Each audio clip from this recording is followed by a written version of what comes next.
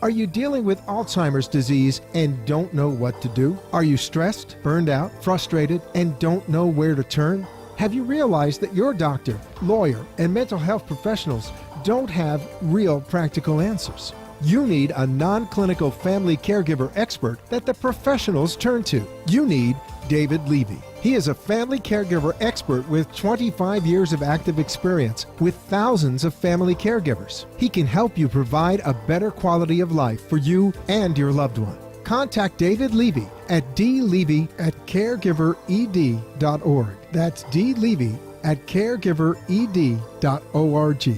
Or call 561-482-0086. And let's get your mental road to healing started.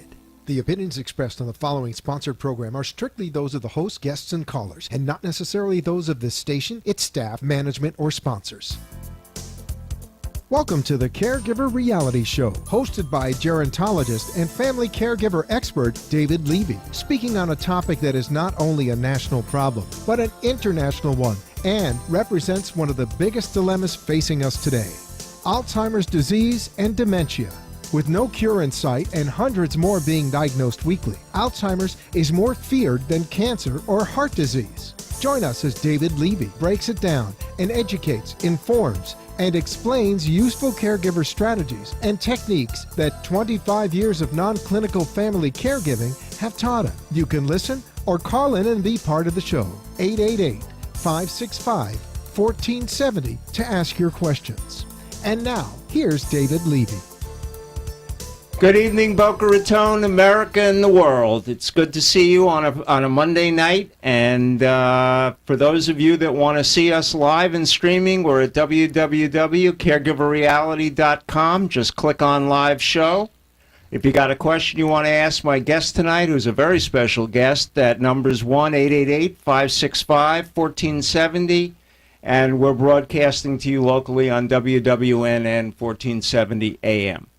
And tonight I am pleased to bring on a longtime friend, colleague, and mentor for a lot of things that I've learned about the caregiving business and elder law. I went to law school, but I stopped doing anything in the law a long time ago. And my guest tonight is Scott Solkoff, who has never stopped doing things in the law. He's constantly not only innovative, but he constantly reinvents himself with the law. He's a board-certified elder law attorney practicing in Delray Beach. He's a mentor, educator to lawyers, learning how to be lawyers in the field of elder law. He writes the leading elder law textbooks with his dad, including West Publishing's state and national books on elder care, and has led the state and national elder care organizations teaching all over the country. He's among the youngest attorneys in the country to have been elected a fellow in the American College of Trusts and Estates Council, ACTEC, and he's also been chosen to be a Florida super lawyer annually since 2005. Scott, welcome. I am so privileged to be here, and that was a great introduction. Well, I had to practice long and hard, you know. Your fame precedes you. And so what I want to do in the time that we're allotted is get your feel on a variety of things, because you're involved in so many different things. But give me a little feel for not so much the world of elder care, but how do you size what's going on in our own backyard? South Palm Beach, in terms of aging, elder care, and what you see happening and what you see changing. Well, you know, people are people, and people want to just have good lives and enjoy themselves. And in South Florida, it usually means having come from somewhere else first and then settling in South Florida. And so generally you see people who saved and worked and did what they did up north, typically, right. And then they come down here. Although I have to say now, for the first time, I'm starting to see real Floridians come to me as an elder law attorney, which is nice. But most folks come from up north. They save for their retirement. And then as they age and life starts getting a little more challenging, it's a matter of trying to find the care that they need, all the resources that they need to get plugged in to a network, even though this wasn't their community of birth that they grew up in. So that's part of the special challenge of aging in South Florida. But other than that, it's the same everywhere. We're all in the same boat. All right. Well, that's true. But some of the boats you're in, I know you're part of the Purple Panel that the state of Florida has put together to determine, I think, what are the resource capabilities within the regarding Alzheimer's? Yeah, so what it is a law was passed.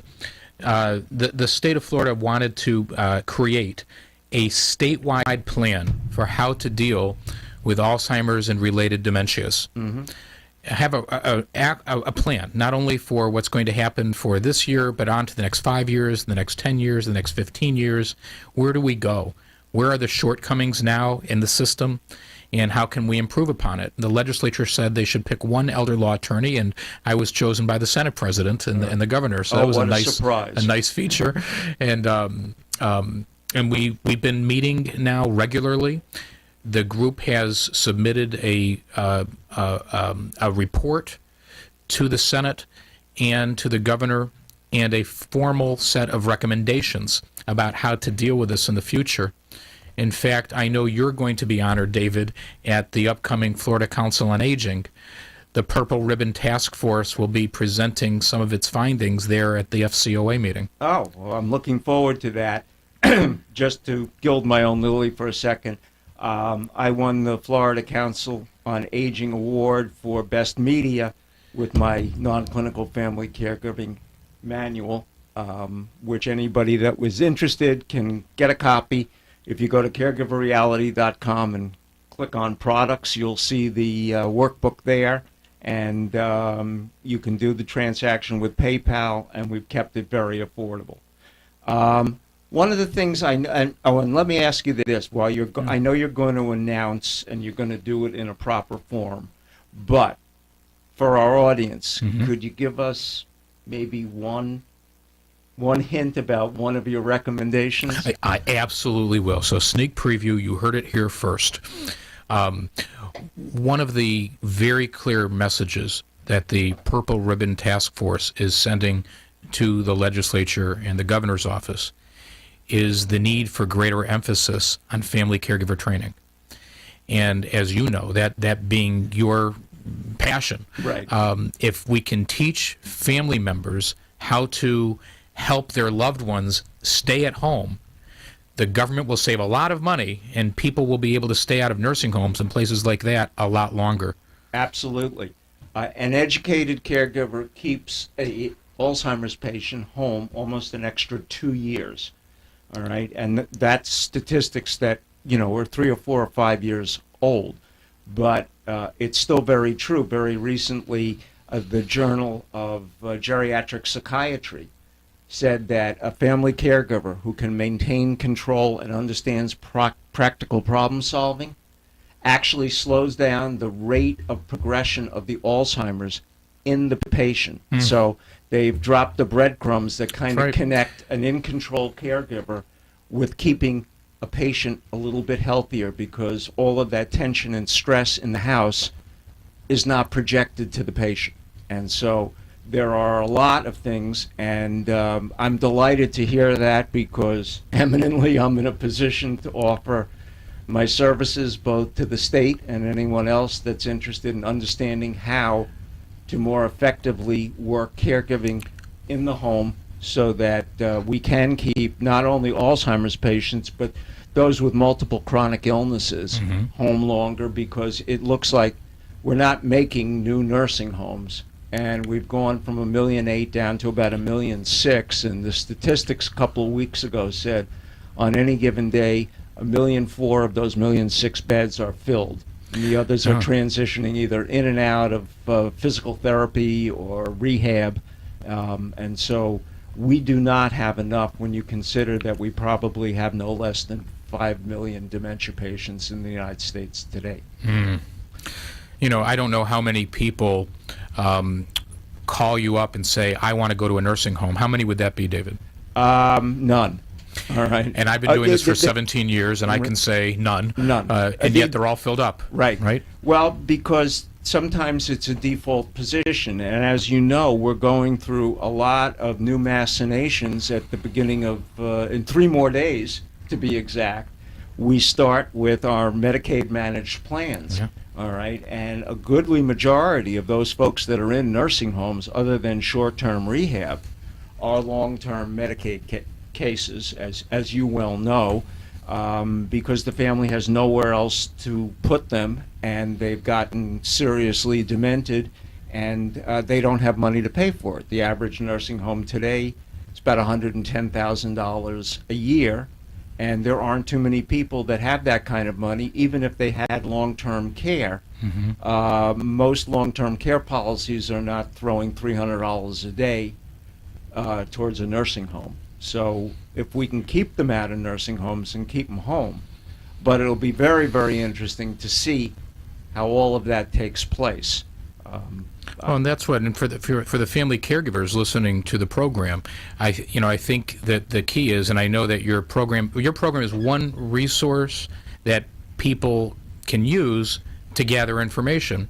If this is the first time this is happening to you, and your spouse or your parent has just received a diagnosis, and you're starting to bring in more help and care, you don't know where to start. You don't know who to call, let alone what to say and what not to say, or albeit how to pay for it. And of course, money buys care, and that's a very big challenge for people.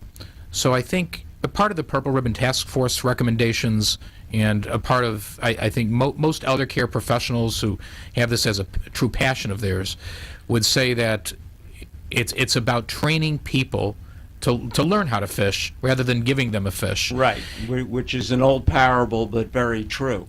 And because by default, they are going home. And this is a big problem right now that we're seeing, and I know you've been studying the healthcare law, but as we move patients quicker from the acute setting into trying to be handled in the non-acute setting of home, this is becoming very problematic, because what we have is, unfortunately, with all good intentions, and I'm not casting aspersions, but basically the home health care workforce is not really geared to support the caregiver.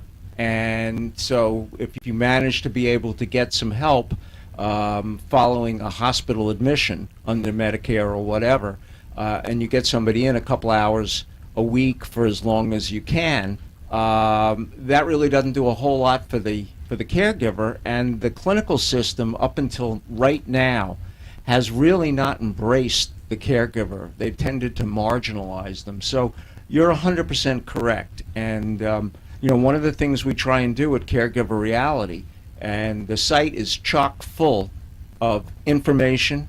We have videotapes of support groups so that people can see not so much what the particular subject was, but the empathy and the subject matter that goes on, so that they can appreciate why there's so much value in finding a support group in your area to be able to talk.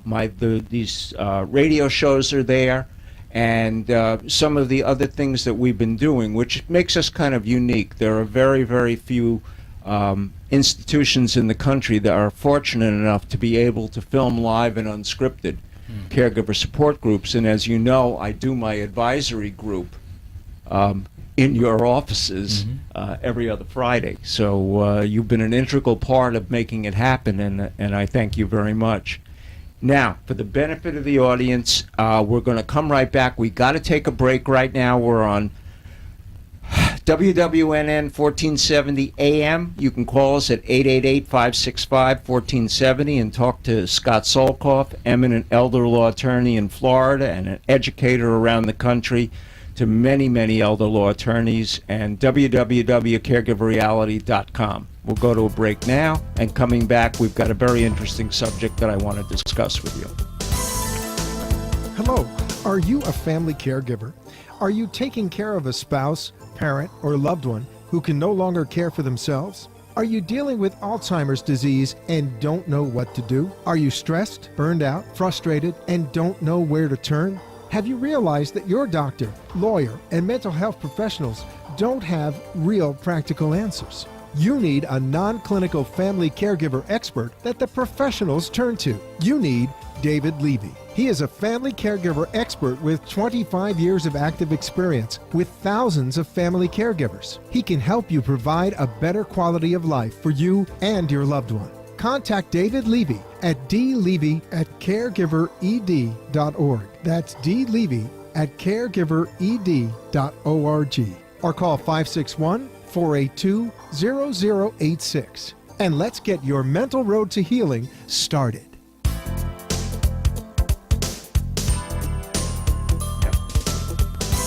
Well, we're back, and as I said before the break, I've got Scott Solkoff, eminent elder law attorney, writer of the textbooks on the subject, and one of the things that he's been studying lately has been the new health law.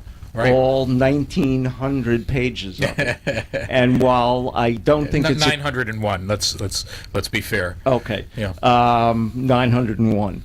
But I know that you, just as you've done with everything else that I've ever watched you study, you really get in, piece it apart, try and understand the ins and the outs. What is your impression of the new health law? And assuming that all of it manages to go in the way the Obama administration would like it to. Right. What do you see are the 2 or 3 significant points besides being able to get the uninsured insurance? What are some of the other key points to the new health law? Yeah, well, first of all, my general impression, I would say I share the impression of the president, that it's not the dream law. It's not the law that he would have wanted to see. It's certainly not the law I would have wanted to see as a consumer lawyer. Right. But I'm glad you asked the question the way you asked it. You know, I mean, I go around the country lecturing now on the new healthcare law, primarily to lawyers and healthcare professionals. But I've heard other people lecture on the healthcare law, and if you come from the insurance company side of the industry or the healthcare provider side of the industry, you might have a different take on the law. I can tell you, though, as an elder law attorney representing only people, representing only the elderly and people with disabilities and their caregivers, this is a good law. It helps people, and it's already made a very big difference to people. So I can give you some examples of ways that has helped and is helping. For seniors, the Affordable Care Act, or Obamacare, does not do a lot. It doesn't change things too drastically. Medicare stays Medicare. Medicare remains a single-payer healthcare system. The biggest change that we see to Medicare, 2 big changes. One is more preventive care. So there are a lot more services included that never were included before because the government figured out that they will save money if they keep us healthy to begin with. Right. Okay? So that's a really nice thing. That's kind of a duh moment. Right. I think there was a collective duh, right, that went across the elder care field. So that's nice to see. And I have a list of all of these covered services, and we go over them with our clients, make sure that they're getting what they need. The other part of the law is the elimination of the donut hole. Now, the donut hole, for those of you that don't remember or are not yet on Medicare, is a coverage gap for prescription drugs. Right. Prescription drugs are really expensive, and if you're on fixed income, it's tough. So the Medicare Part D program pays for prescription drugs, but there's a big gap of coverage. Once you spend a certain amount, there's no help. That's going away. By the year 2020, it'll be phased out. It's already being phased out. So those are 2 big things for seniors. For everybody else, the biggest part of the healthcare law is that everybody now can get health insurance, regardless of pre-existing condition. And that's a huge deal, especially for my clients with disabilities, who are unable to get any coverage just because of their disability. Well, I know that, you know, as I hear and I listen to the debates from the talking heads and the pundits, one of the big issues is the mandate strong enough to pull in the healthy younger group of people to balance out the program from an actuarial perspective, because it's the actuarial out of sync, shall we say, with aging and illness that has literally put the long-term care insurance business out of the long-term care insurance business because they never expected this when they sold these policies. That's right. So why do we feel that for, I don't know what the mandate penalty was, $2,000 or something along those lines, that would bring in a younger, healthier group of people to balance it out? Yeah, well, it's a very good question, and the short answer is we're not going to know for a little while. It goes into full effect, that part of the law goes into effect on January 1st. Right. So there is concern that not enough young people will go on it, but the government's doing some really smart things now that I think will help. For example, they're going into the college campuses and they're talking to the public health departments, the college health departments at the campus. They're talking directly to students. They're making it clear that there's a financial decision as a part of this, but it's also about your health. And the coverage that's being offered is good health insurance. Mm-hmm. Now, the one thing we know, we had a sneak peek of what the Affordable Care Act new insurance plans are going to look like. We had a sneak peek in something called the Pre-Existing Condition Insurance Plan, or PCIP. Okay. When Congress passed the health care law, they passed a provision that said from now until January 1st of 2014, when it goes into effect, if you have a pre-existing condition and have been denied coverage, you have no health insurance, you haven't had any health insurance for 6 months, we'll allow you to sign up here. So you had to be without coverage for a certain period of time, mm-hmm. and you have to have had a pre-existing condition. And if so, you could get health insurance through the PCIP plan. The PCIP plan was modeled after the same health insurance that Congress gets. Okay. And the family members of congressmen. Good health insurance, better health insurance than I have in my office now, and I have the best I can get. The premiums actually went down as the program evolved. The premiums started at one level, they went down 3 times. And what do they ascribe that to in a short period of time of looking at these pre-existing conditions? Because enrollments, as they balanced out and broadened the pool of enrollees, they had more sick people and healthy people rather than just sick people. Mm-hmm. But ultimately, because there was no mandate for people to join, it was optional. Generally speaking, mm-hmm. if insurance is optional, who goes on? Sick people. Sick people. So PCIP ultimately did run out of money because there was no mandate. Just like every state who tried to provide universal health care, except one, Massachusetts. Right. And Massachusetts model, of course, formed the model for the Affordable Care Act. Yeah, in spite of Mr. Romney's protestations to the contrary. That's right. All right.